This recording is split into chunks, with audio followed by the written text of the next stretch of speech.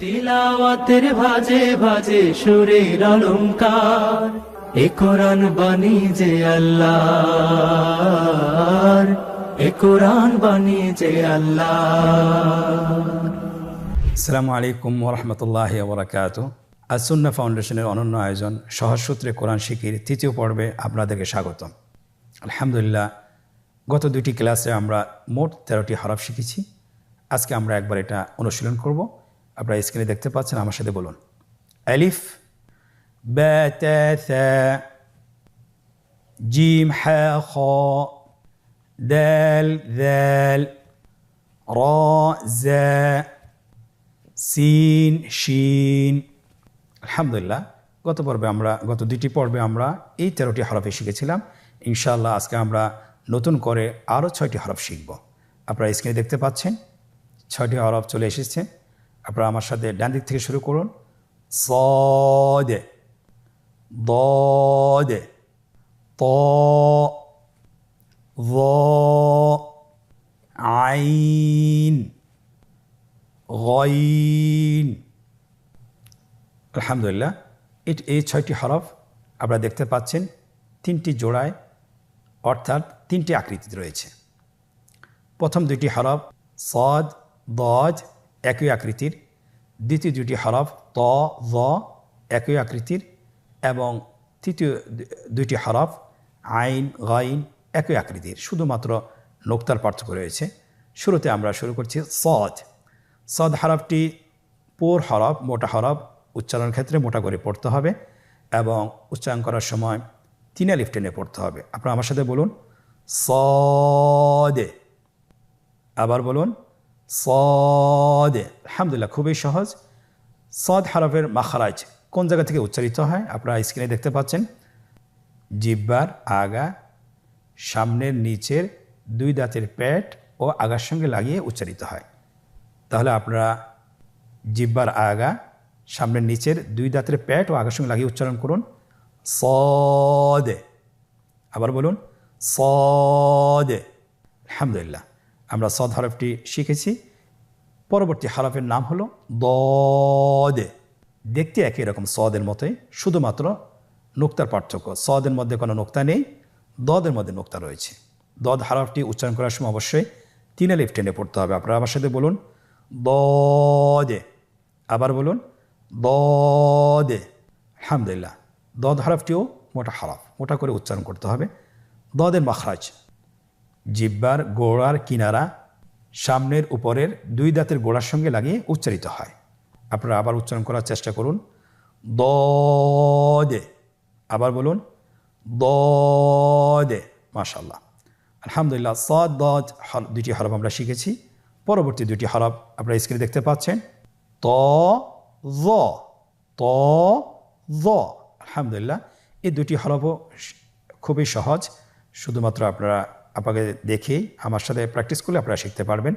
তো হরফটি মোটা হরফ, এটা উচ্চারণের সময় অবশ্যই মোটা করতে হবে এবং উচ্চারণ করার সময় 1 আলিফ টেনে পড়তে হবে। আমার সাথে বলুন ত। আবার বলুন ত। ত এর মাখরাজ কোন জায়গা থেকে আপনারা স্ক্রিনে দেখতে পাচ্ছেন।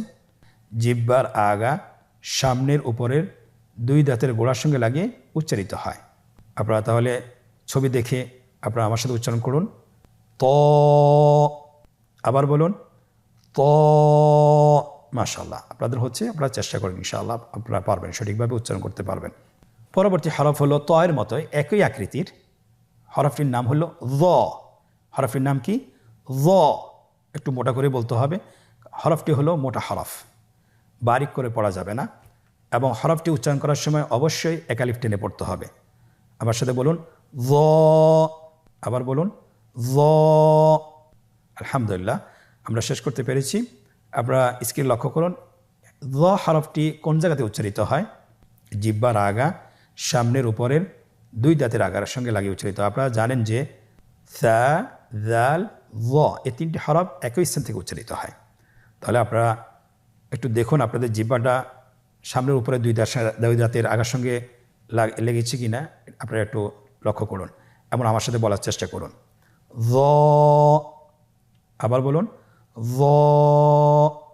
আলহামদুলিল্লাহ, আজকের পর্বে আমরা 4টি হরফ শেষ করেছি। বাকি 2টি হরফ আমাদের সামনে রয়েছে। আপনারা স্ক্রিনে দেখতে পাচ্ছেন 2টি হরফের নাম হলো আইন এবং গইন। আইন এবং গইন 2টি হরফে একই আকৃতির। এর মধ্যে একটি হরফ হলো আইন। আইন হরফটি উচ্চারণের সময় অবশ্যই 3 আলিফ টেনে পড়তে হবে এবং আইন হরফটি বারিক হরফ, পাতলা করে পড়তে হবে। আপনারা আমার সাথে বলুন আইন। আবার বলুন আইন। আইন হরফটি কণ্ঠনালীর মধ্যখান থেকে উচ্চারিত হয়। আমরা প্রথম পর্বে হা হরফটি শিখেছিলাম। আইন আর হা একই স্থান থেকে উচ্চারিত হয়। আমার সাথে আবার বলার চেষ্টা করুন আইন। আবার বলুন আইন। আলহামদুলিল্লাহ, খুব সহজ। শুধুমাত্র একটু চেষ্টা করলে আপনারা ভালোভাবে আত্মস্থ করতে পারবেন ইনশাআল্লাহ। আইনের আকৃতিতে আরেকটি হরফ, সেটার নাম হলো গইন। আইনের উপরে একটা নোক্তা বসিয়ে দিলে গইন হরফটি হয়ে যাচ্ছে। তাহলে গইন হরফটিও উচ্চারণ করা খুবই সহজ। গইন হরফটি উচ্চারণ করা অবশ্যই 3 আলিফ টেনে পড়তে হবে এবং আমরা জানি যে গইন হরফটি মোটা হরফ, অবশ্যই একটু মোটা করে বলতে হবে। আপনারা আমার সাথে চেষ্টা করুন গইন। আবার বলুন গইন। গইনের মাখরাজ কোন জায়গায় আপনারা স্ক্রিনে দেখতে পাচ্ছেন, ছবিতে দেখা যাচ্ছে। গইন হরফটি উচ্চারিত হয় কণ্ঠনালীর শেষ ভাগ হতে। এখান থেকে উচ্চারণ করুন গইন। আবার বলুন গইন। আমরা অনেকে বলে থাকি গাইন, না, এটা ভুল উচ্চারণ। এভাবে উচ্চারণ করা যাবে না, যেহেতু হরফটি মোটা, এই জন্য মোটা করে উচ্চারণ করতে হবে গইন।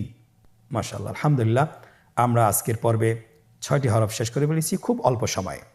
আমরা শুরু থেকে আরেকবার বলি صاد ضاد طاء ظاء আইন গইন।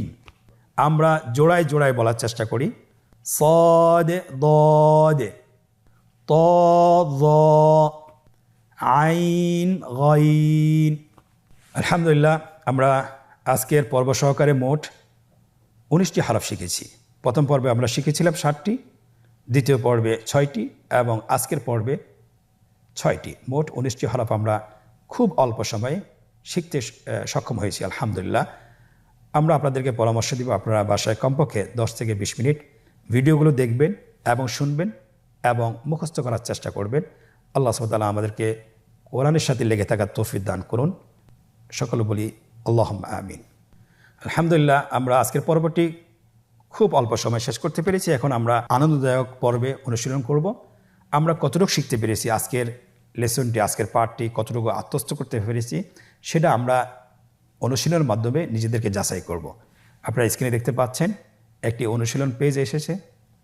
প্রথম অনুশীলন, নিম্নোক্ত হরফগুলো সঠিক জায়গায় লিখুন এবং বলুন। আপনারা দেখতে পাচ্ছেন এখানে 3টি রো দেওয়া আছে। প্রথম রোতে হরফগুলো দেওয়া আছে, দ্বিতীয় রো খালি আছে এবং তৃতীয় রোতে এর বাংলা উচ্চারণ দেওয়া আছে। শুধুমাত্র হরফগুলো সঠিক নামের জায়গায় বসিয়ে দিতে হবে। প্রথম হরফটি হলো সদ, আপনারা দেখতে পাচ্ছেন। তাহলে আমরা সদ হরফটি তার সঠিক নামের জায়গায় বসিয়ে দিই। স্ক্রিনে দেখতে পাচ্ছেন বসানো হচ্ছে। পরবর্তী হরফ আইন, তার সঠিক নামের জায়গায় বসানো হয়েছে। পরবর্তী হরফ হলো দদ, তার সঠিক নামের জায়গায় বসানো হয়েছে। এমনিভাবে প্রত্যেকটি হরফ বসানো হচ্ছে। স্ক্রিনে লক্ষ্য করুন। আলহামদুলিল্লাহ, প্রত্যেকটি হরফ তার সঠিক নামের জায়গায় বসানো হয়েছে। আপনারা এভাবে দেখে দেখে অনুশীলন করুন। দ্বিতীয় অনুশীলন, রেখা টেনে হরফের সাথে নামের মিল করুন। গত 2টি পর্ব তো আমরা এমনিভাবে অনুশীলন করেছিলাম। আজকের পর্ব সেম একই রকম। আমরা চেষ্টা করি এই অনুশীলনগুলো করার জন্য। তাহলে রেখা টেনে হরফের সাথে নাম মিল করতে হবে। প্রথম কলামে আমরা দেখছি এখানে হরফগুলো দেওয়া আছে বিচ্ছিন্নভাবে এবং দ্বিতীয় কলামটি খালি রাখা হয়েছে এবং তৃতীয় কলামটিতে হরফগুলোর উচ্চারণ দেওয়া আছে অথবা হরফগুলোর নাম দেওয়া আছে। শুধুমাত্র রেখা টেনে আমাদেরকে হরফের সাথে নামের মিল করতে হবে। স্ক্রিনে লক্ষ্য করুন। প্রথম হরফটি হলো সদ, রেখা টেনে তার নামের সাথে মিল করা হচ্ছে। পরবর্তী হরফ হলো গইন, রেখা টেনে নামের সাথে মিল করা হচ্ছে। পরবর্তী হরফ হলো আইন, রেখা টেনে নামের সাথে মিল করা হচ্ছে। এমনিভাবে প্রত্যেকটি হরফ তার নামের সাথে মিল করা হচ্ছে। আপনারা স্ক্রিনে লক্ষ্য করুন এবং আপনারা নিজেরাও করতে থাকুন।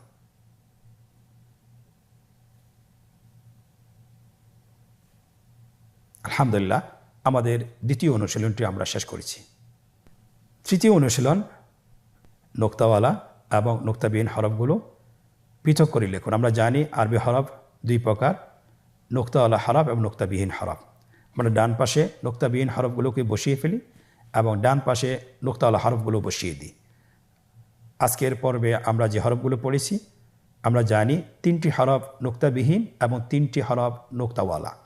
তাহলে নোক্তাবিহীন হরফগুলোকে আমরা ডান পাশে বসিয়ে দিই। সদ, ত, আইন। তাহলে নোক্তাওয়ালা হরফ আর কয়টি বাকি আছে? 3টি। লিখে ফেলুন, স্ক্রিনে লেখা হচ্ছে দদ, য, গইন। আলহামদুলিল্লাহ, খুব সহজে আমরা চিনে ফেলেছি। 4 নম্বর অনুশীলন, নোক্তা দিয়ে হরফ তৈরি করুন। আপনারা স্ক্রিনে দেখতে পাচ্ছেন হরফগুলোর আকৃতি দেওয়া আছে কিন্তু নোক্তাবিহীন। এই হরফগুলোতে নোক্তা দিয়ে আমাদেরকে হরফ তৈরি করতে হবে।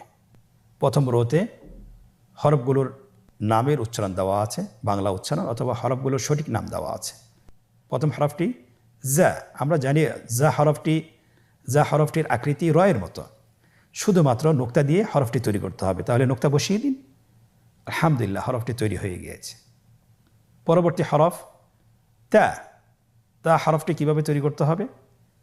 বায়ের আকৃতিতে হরফটি, কিন্তু উপরে 2টি নোক্তা দিয়ে দিলে তা হরফ হয়ে গেল। আলহামদুলিল্লাহ, উপরে নোক্তা 2টি বসানো হয়েছে। পরবর্তী হরফটি দাল। আমরা জানি দালের আকৃতি দালের মতোই, শুধুমাত্র নোক্তার পার্থক্য। আপনি নোক্তাটা বসিয়ে দিন। আলহামদুলিল্লাহ, দাল হরফটি তৈরি হয়ে গেল। পরবর্তী হরফটি শিন। শিনের আকৃতি সিনের মতোই, শুধুমাত্র সিনের উপর 3টি নোক্তা দিলেই শিন হরফটি সম্পন্ন হয়ে গেল। মাশাআল্লাহ। পরবর্তী হরফটির নাম হলো জিম। আমরা জানি জিম হরফটি হায়ের আকৃতির মতোই, শুধুমাত্র নোক্তার পার্থক্য রয়েছে। আপনি হায়ের প্যাটের ভিতরে একটি নোক্তা বসিয়ে দিন, জিম হরফটি তৈরি হয়ে গেল। আলহামদুলিল্লাহ, খুব সহজে আমরা 4টি অনুশীলন পর্ব শেষ করতে পেরেছি। আল্লাহ তাআলার কাছে শুকরিয়া জ্ঞাপন করছি যে আমরা অল্প সময়ের মধ্যে আমরা মোট 19টি হরফ শিখে ফেলেছি। কিভাবে পড়তে হয় এবং কিভাবে বলতে হয় এবং কিভাবে লিখতে হয়, অনুশীলনের মাধ্যমে নিজেদেরকে যাচাই করে আমরা চেষ্টা করি যে আমরা এটা কত দ্রুত আমরা শিখতে পারি, সেই চেষ্টা করা। আল্লাহ সুবহানাহু ওয়া তাআলা আমাদেরকে তৌফিক দান করুন।